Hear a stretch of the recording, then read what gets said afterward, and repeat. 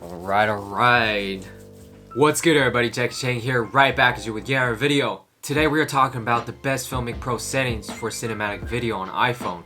The FiLMicPro app is my daily driver for shooting pretty much all of my iPhone cinematic travel film. The app itself can do an awful lot compared to just using the iPhone native camera app, but it does require a little bit of a learning curve and some getting used to. But I'm sure that after giving you guys a brief rundown as to what settings I use for FiLMicPro, you guys will feel less intimidated. So let's jump right into it. As we navigate our way to our settings, as you can see on the top left corner is our resolution. Right off the bat, we have the option to choose our resolution, either 1080p or 4K. I believe there's no one out there that will want to go below that, but for now, I'm going for 1080p.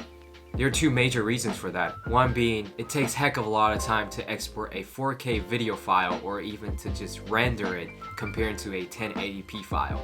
Second being, if you select 4K as your resolution, you lose the flexibility of doing any adjustment to your picture profile, which I'll be getting into in a little bit.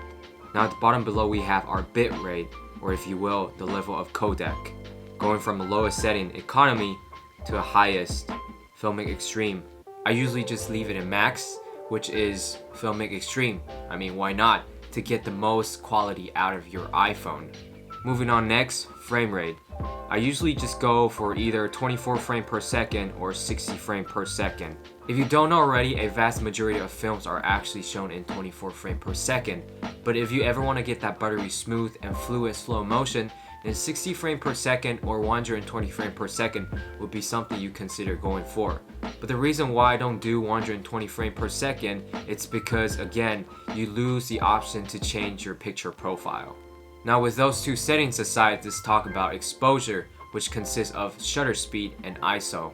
When you're out and about shooting, always make sure to lock your exposure because you don't want your camera to be constantly hunting for the correct exposure. As a rule of thumb, your shutter speed has to be 1 over double your frame rate to get that nice motion blur instead of that choppy looking motion. So right now I'm shooting at 24 frames per second, so my shutter speed has to be 1 over 48. So let's dial that down right about there. But what you need to keep in mind is that you don't always have to control over bringing your shutter speed this far down, especially when you're in broad daylight. Your shutter speed tends to get cranked up real high, and this is when an ND filter comes into play. If you don't know what an ND filter is, it's essentially a sunglasses for your camera. I'm not gonna get into that right now, so if you don't know what that is, definitely go look it up online.